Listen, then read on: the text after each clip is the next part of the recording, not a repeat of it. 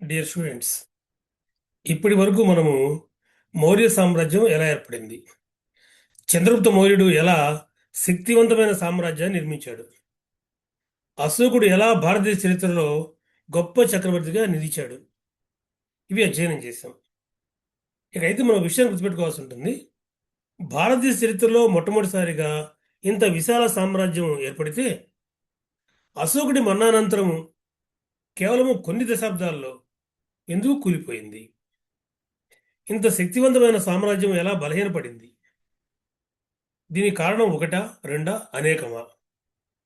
రాజకీయ, ఆర్థిక, సామాజిక, సైనిక అంశాలు కలిసి ఈ పతనానికి దారితీశాయా?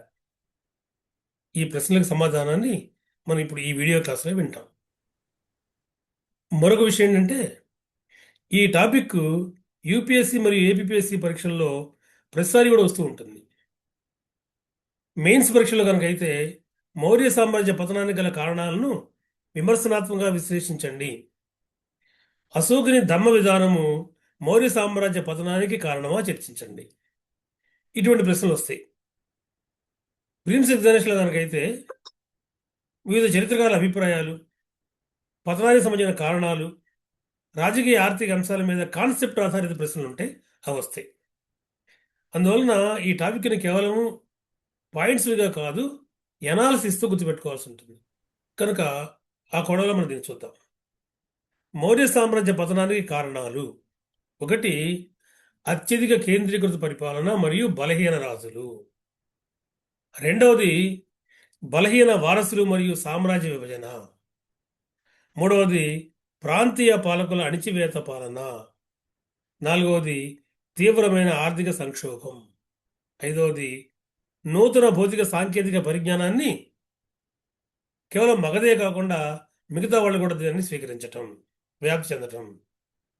ఆరవది, విదేశీ దండయాత్రలు మరియు వాయువ్య నార్త్ వెస్ట్ ప్రాంత ప్రావిన్స్ని నిర్లక్ష్యం చేయటము. ఏడవది, బ్రాహ్మణీయ ప్రతిచర్య, బ్రాహ్మణికల్ రియాక్షన్. ఎనిమిదవది, అశోకుని శాంతి విధానం మరియు అంతర్గత తిరుగుబాటు. ఇవి కనపడుతున్నాయి. అయితే మీరు బాగా గుర్తుపెట్టుకోండి, ఈ విషయంలో, ఈ ప్రత్యేకమైన టాపిక్ విషయంలో చరిత్రకారులందరూ ఒకే కారణాన్ని చెప్పట్లేదు. కొందరు రాజకీయ కారణాలను ప్రధానం అంటున్నారు, మరికొందరు ఆర్థిక కారణాలు వాళ్ళు దానికి ప్రాముఖ్యత ఇస్తున్నారు, ఇంకొందరు సామాజిక పరమైన మతపరమైన అంశాలకు ప్రాముఖ్యత ఇస్తున్నారు. ముఖ్యంగా రుమిల్లా థాపర్ లాంటి వాళ్ళు మౌర్య సామ్రాజ్య వినాశనానికి అశోకుడు కానీ అశోకుని ధర్మపదం కానీ ఏమాత్రం సంబంధం లేదు అంటున్నారు. మిగిలిన మరికొద్దిమంది అశోకుని యొక్క పాత్ర కూడా వంశం దెబ్బతినిపోవడంలో ఒక కారణమని చెప్తున్నారు. ఈ నేపథ్యంలో మనం ఒక్కొక్కటి దీన్ని మనం చూద్దాం. మొదటగా మౌర్య వంశంలో కనిపించేటువంటి ముఖ్యమైన అంశం ఏంటంటే, వాళ్ళ పరిపాలన పూర్తిగా అత్యంత కేంద్రీకృతంగా ఉంటుంది. అంటే సెంటర్ నుంచే నిర్ణయాలు వెళ్ళాలి, ప్రాంతాలకి, జనపదాలకి, అన్ని ప్రాంతాలకి, మారుమూల గ్రామాల వరకు. రాజ్యమా చాలా పెద్దది. ఆఫ్ఘనిస్తాన్ నుంచి బెంగాల్ దాకా విశాల సామ్రాజ్యాన్ని పరిపాలించారు. దాదాపు దక్షిణావనిలో ఆ కొద్దిగా అగ్రభాగాన్ని తప్పితే మిగతా వరకు పరిపాలించారు.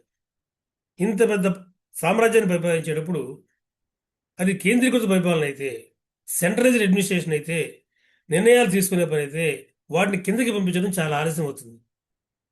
సమాచార ప్రసారంలో జాప్యం కావచ్చు, దూర ప్రాంతాలతో సంబంధాలు బలహీనపడటం కావచ్చు,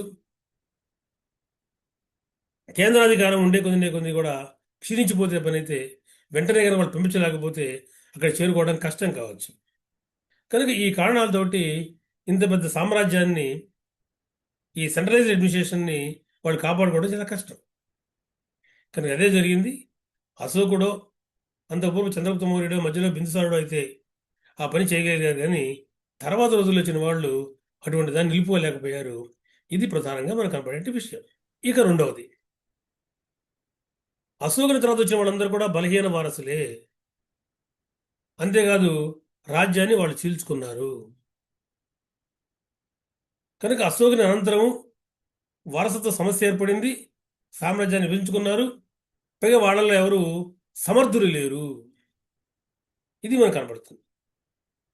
అశోకుడి మరణానంతరం వారసత్వ యుద్ధం చెలరేగిందని, అతని కుమారుడు కుణాళుడు, మనుమడు దశరథుడు పోటీ పడటం, కుణాళుడు రాజ్యాన్ని చీల్చుకొని తక్షశిల రాజధానిగా ఇవాళ ఆఫ్ఘనిస్తాను, పాకిస్తాన్ ప్రాంతానికి రాజు కావటం, మిగిలిన ప్రాంతానికి దశరథుడు రాజు కావటం, ఇది ప్రధానంగా కనపడుతుంది. రాజతరంగిణి గ్రంథం ప్రకారం కనుకైతే అశోకుని మరొక కుమారుడు జలౌకుడు అని పేరు. జలౌకుడు, ఆ జలౌకుడు కాశ్మీర్లో తిరిగి మళ్ళీ ఒక సొంత రాజ్యాన్ని ఏర్పాటు చేసుకున్నాడు అని దివ్యావధాన గ్రంథం రాజధానికి తెలియజేస్తుంది. సారీ, రాజధానికి తెలియజేస్తుంది. దివ్యావధాన ప్రకారం ఏమో కుణాళుడు దశరథుడు పోటీ పడ్డారు, రాజ్యం చెల్లింది. రాజధాని ప్రకారము తిరిగి మళ్ళీ మరొక జలౌకుడు అనేటువంటి కుమారుడు కాశ్మీర్ని విడిగా పరిపాలించడం ప్రారంభించాడు. కనుక ఈ రకంగా ఎప్పుడైతే రాజ్యం దెబ్బతినిపోయిందో, ముఖ్యంగా వాయువ్య ప్రాంతం బాగా గుర్తుపెట్టుకోవాల్సి ఉంటుంది.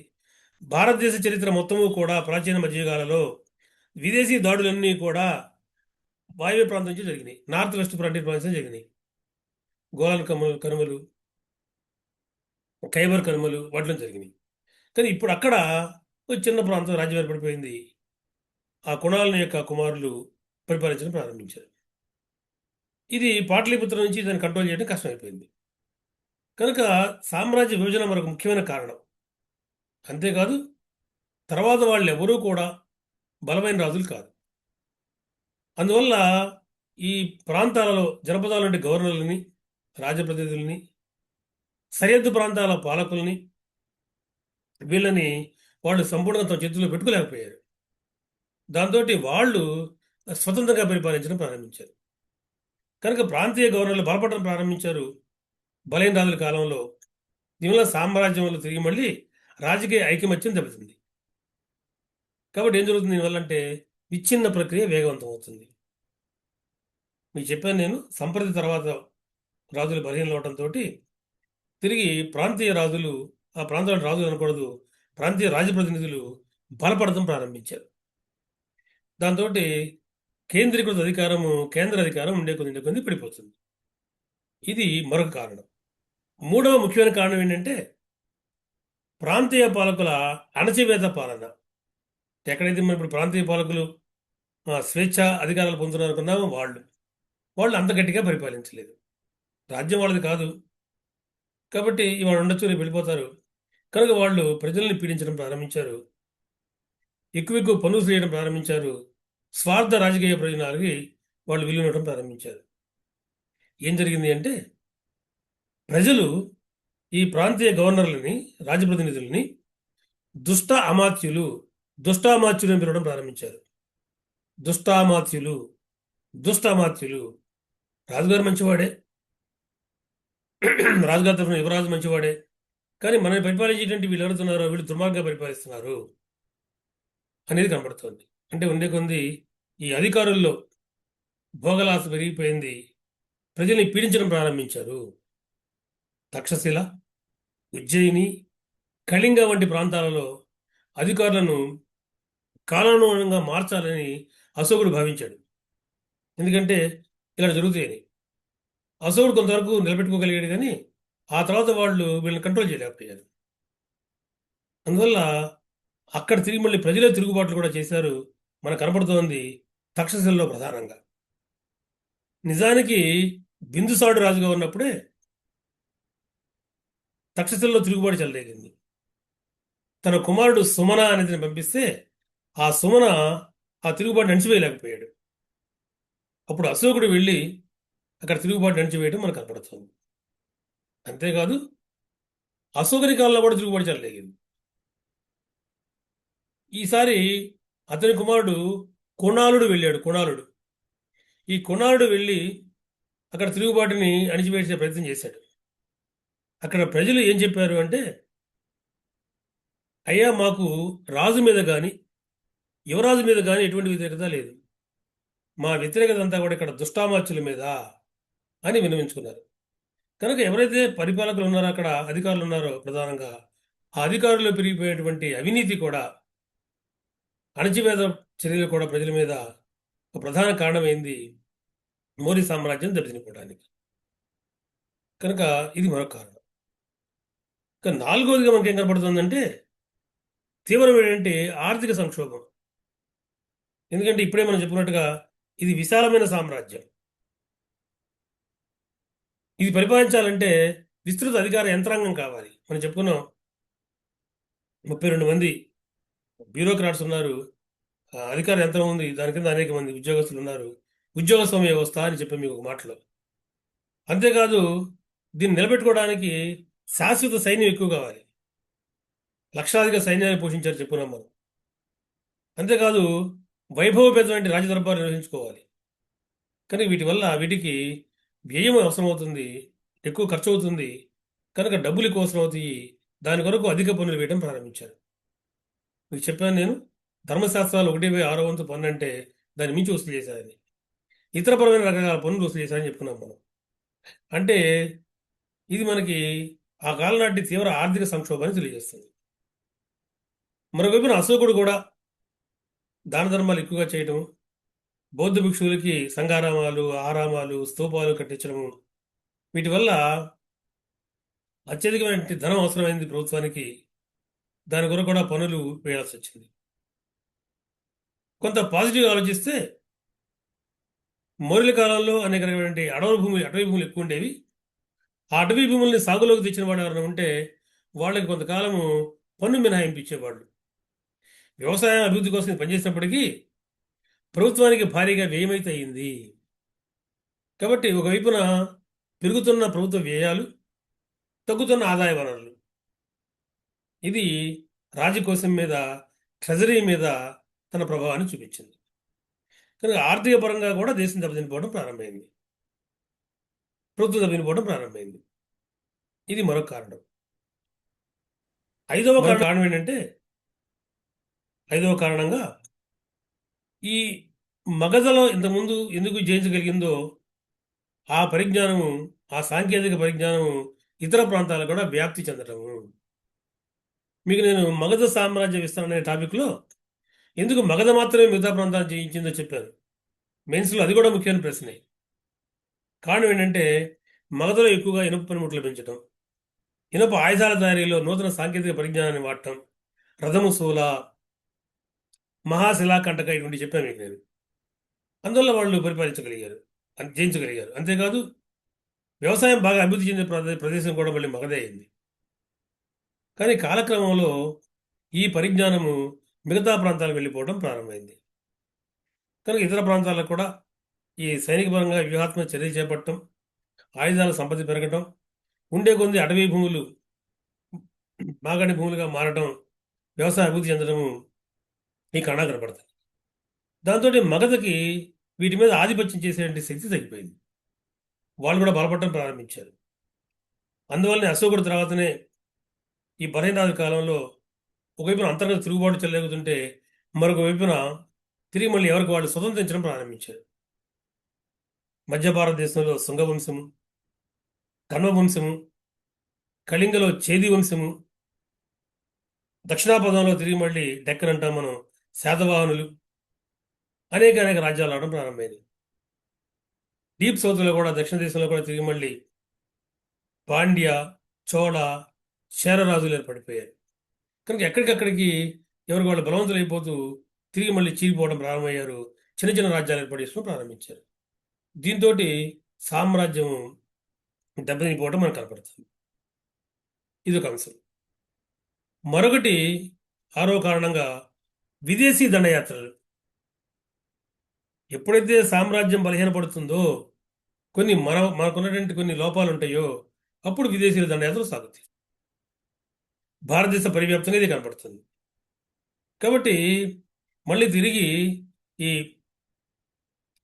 బలహీన రాజుల కాలంలో అటు గ్రీకులు, శకులు, కుషాణులు, పార్థియన్లు, ఇటువంటి వాళ్ళు అనేక మంది వచ్చి ఈ ప్రాంతాలను జయించడం ప్రారంభించారు, ముఖ్యంగా వాయవ్య భారతాన్ని. ఆ కాలం నాటికి మనకి కొన్ని తెగలు ఉండే మధ్య దేశాలు, సిథియన్ తెగ అని, ఇటువంటి తెగలు. ఈ తెగలకి పెద్దగా ఆ జీవనాధారం లేదు. వాళ్ళు వెళ్ళి చైనా ప్రాంతం మీద దాడులు చేసేవాళ్ళు. అందువల్ల వాళ్ళ నుంచి రక్షణ కొరకు షీ హుయాంగ్తి అని పేరు. షీ హుయాంగ్తి అనేటైన గ్రేట్ వాల్ ఆఫ్ చైనా కట్టించాడు. ఆ గ్రేట్ వాల్ ఆఫ్ చైనా కట్టించేటప్పటికి అటు వెళ్ళలేకపోయారు వాళ్ళు. అటువంటి జాగ్రత్తని మౌర్యులు తీసుకోలేకపోయారు, అశోకుడితో సహా. దాంతో వాళ్ళందరూ కూడా వాయు ప్రాంతం దండయాత్ర చేయడం ప్రారంభించారు. ఆఫ్ఘనిస్తాన్లోను, పాకిస్తాన్ ప్రాంతాల్లోను, ఆధునిక ప్రాంతాల మీదకి దాడి చేయడం ప్రారంభించారు. చిన్న చిన్నగా వాటిని విస్మరించుకోవడం ప్రారంభించారు. మౌర్యంసం తర్వాత ఆ రాజుల గురించి చెప్పుకోబోతున్నాం. అక్కడ మీకు చాలా డీటెయిల్గా చెప్తాను. కాబట్టి ఇది పరిస్థితి. అందువల్ల అటు వాయవ్య ప్రాంతాన్ని ఆ సరిహద్దు రక్షించుకోవడంలో నిర్లక్ష్యము, దాంతోపాటుగా విదేశీ దండయాత్రలు కలిసి మౌర్య సామ్రాజ్యం దెబ్బతిపోవడానికి మన కారణమైంది. ఒక ఏడవ కారణంగా కొద్దిమంది చరిత్రకారులు బ్రాహ్మణీయ ప్రతిచర్య అంటున్నారు, బ్రాహ్మణికల్ రియాక్షన్ అంటున్నారు. ఎందుకంటే గౌతమ బుద్ధుడు బౌద్ధ మతాన్ని ఆదరించాడు, ధర్మ మతాన్ని ప్రవేశపెట్టాడు, ధర్మ మహామాతలు నియోగించి వాళ్ళకి విలువనిచ్చి వాళ్ళ దేశమంతా తిరగొచ్చు అన్నాడు. వాళ్ళు ఎవరికైనా వెళ్ళి దాన్ని బోధించవచ్చు అని చెప్పాడు. ఇది కనుక పరిస్థితి అయితే మరి అనూచనంగా వస్తున్నటువంటి వైదిక ధర్మానికి చెందిన బ్రాహ్మణులు వాళ్ళ ప్రయోజనాలు దెబ్బతిన్నాయని, వాళ్ళకి ప్రతికూల పరిస్థితులు ఏర్పడ్డాయని, యజ్ఞ యాగాల ద్వారా వచ్చేటువంటి దానాలు కానీ దక్షిణలు కానీ వాళ్ళకి అందట్లేదు కాబట్టి వాళ్ళల్లో మౌర్య సామ్రాజ్యం మీద వ్యతిరేకత పెరిగిపోయింది అని కొంతమంది చరిత్రకారులు మాట్లాడుతున్నారు. అయితే ఈ సిద్ధాంతాన్ని మిగతా వాళ్ళు ఒప్పుకోవట్లేదు. హెచ్సి రాయ్ చౌదరి అని పేరు, హెచ్సి రాయ్ చౌదరి, ఆయన ఒప్పుకుంటున్నాడు. ఆయన అంటున్నాడు, దీన్ని సమర్థిస్తున్నాడు, బ్రాహ్మణికల్ రియాక్షన్ అని. కానీ రొమిలా థాపర్ వంటి మార్క్సిస్ట్ చరిత్రకారులు దీన్ని ఒప్పుకోవటం లేదు. ఎందుకంటే అశోకుడు ఆ ధర్మ మహామాతరులందరినీ కూడా బ్రాహ్మణేతరులు పెట్టలా, బ్రాహ్మణులు కూడా ఉన్నారు. బ్రాహ్మణులు కూడా ఆయన దానాలు చేశాడు. బ్రాహ్మణులకి శ్రమణుల పట్ల వినయ విధేయత ఉండమని తనకు ధర్మసిద్ధంతో చెప్తున్నాడు. కనుక అహింసను పాటించేటప్పుడు కూడా పరిమితంగానే చెప్పాడు ఆయన. కానీ సామ్రాజ్యానికి ఏది కావాలో చేశాడు తప్పితే ఇది బ్రాహ్మణులు దూరంగా పెట్టింది లేదు. కాబట్టి బ్రాహ్మణుల్లో తిరిగి మళ్ళీ ఒక వ్యతిరేకత రావడానికి కారణాలు లేవు. ఒక రకంగా ఆలోచిస్తే మధు సామ్రాజ్య వంశాన్ని నాశనం చేసినటువంటి పుష్యమిత్ర శృంగుడు, ఇంతకుముందు మీకు చెప్పాను నేను, బృహద్రథుడు అనేటువంటి వాడు చివరి రాజు మౌర్య వంశానికి. ఆ బృహద్రథుడిని సంహరించి రాజు అయిన వాడు పుష్యమిత్ర శృంగుడు. ఈ పుష్యమిత్ర శృంగుడు బ్రాహ్మణుడు. మరి బ్రాహ్మణుడు కాబట్టి బ్రాహ్మణుడికి రియాక్షన్ అనడానికి వీలు లేదు. ఎందుకంటే ఒక బ్రాహ్మణుడు సర్వసైన్యాధిపతి కాగలిగాడు. అందువల్ల అటువంటి విషయం ఏమీ లేదు. కనుక అశోకుడి యొక్క సిద్ధాంతాల వల్ల మౌర్యం దెబ్బతింపోలేదని రొమిలా థాపర్ లాంటి వాళ్ళు వాదిస్తున్నారు. లేదు లేదు, ఒక రకంగా వైదిక మతం వెనుకంజ వేయాల్సి వచ్చింది. ఆ వెనుకంజ వేయటమే తిరిగి మళ్ళీ బ్రాహ్మణుల్లోని ఒకలాంటి నిరాశ, వ్యతిరేకత ఉంది అని హెచ్సి రాయచౌదరి లాంటి వాళ్ళు మాట్లాడుతున్నారు. ఏది ఏమైనా ఇదొక కారణంగా మనం చూడాల్సి ఉంటుంది. అలాగే మరొక కారణము అశోకుని యొక్క శాంతి అహింస విధానాలు. మనం చెప్పుకున్నాం, ఆయన యుద్ధభేరీ స్థానంలో ధర్మభేరీ ముగిస్తానన్నాడు.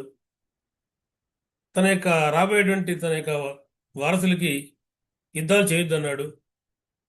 యుద్ధాలు చేసినా పరిమితంగా హింస ఉండేట్టుగా చూడమన్నాడు. ఇవన్నీ కూడా ఒక రాజు అయిన వాడికి చెప్పదగ్గ విషయాలు కాదు.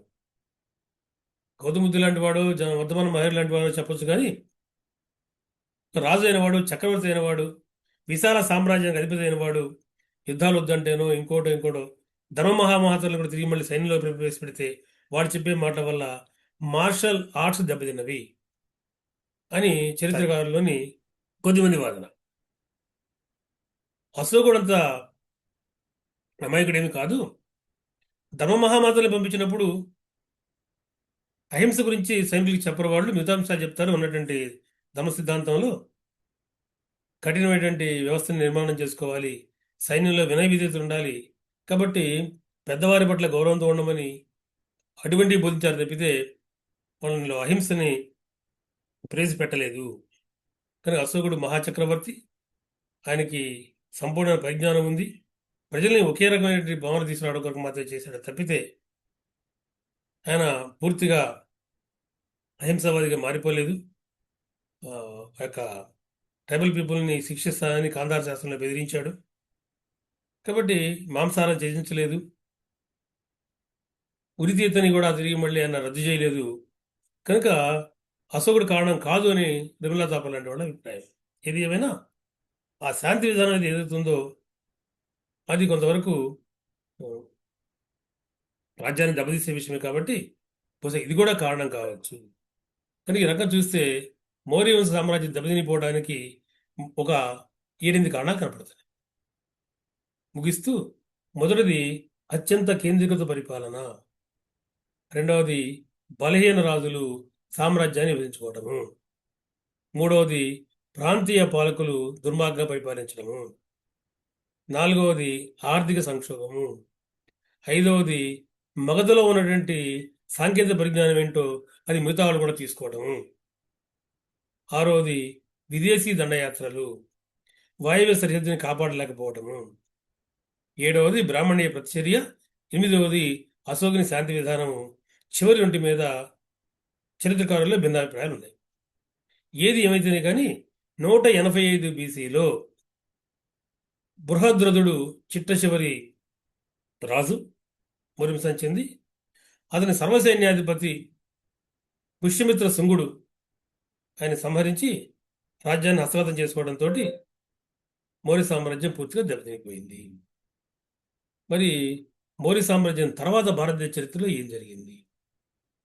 ఒకసారి ముక్కలైపోయింది, చిన్న చిన్న రాజ్యాలు ఏర్పడ్డాయి. కనుక ఆ చిన్న చిన్న రాజ్యాలు దాదాపుగా ఒక 500 ఏళ్ల కాలంలో ఆయా ప్రాంతాల యొక్క రాజవంశాలు ఉన్నాయి. దానిని మనము తర్వాత టాపిక్లో చదువుకోబోతున్నాం. మౌర్య వంశంలోని చిట్ట చివరి టాపిక్ ఇది. దీని తర్వాత మీకు నేను మౌర్య యుగం మీద ఎటువంటి ప్రశ్నలు వచ్చినాయి ఇంతకుముందు యూపీఎస్సీలు కానీ యూపీఎస్సీలు కానీ ఆ క్లాస్ చెప్తాను. అది అయిపోయాక మనము మౌర్య యుగ అనంతరం జరిగిన చరిత్రలోకి వెళతాం. జాగ్రత్త చదవండి, బాగా ప్రిపేర్ అవ్వండి. ఎగ్జామినేషన్లో ఉండే కొంది చాలా టఫ్ ప్రశ్నలు వస్తున్నాయి, మీరు దయచేసి అర్థం చేసుకోండి. కనుక అన్నింటినీ బాగా చదవమని మీకు మరొకసారి తెలియజేస్తూ, మీకు ఈ వీడియో నచ్చితే లైక్ చేయమని, షేర్ చేయమని, మిగతా కూడా తెలియజేయమని మరొకసారి మీకు నేను తెలియజేస్తూ ప్రస్తుతానికి స్వస్తి.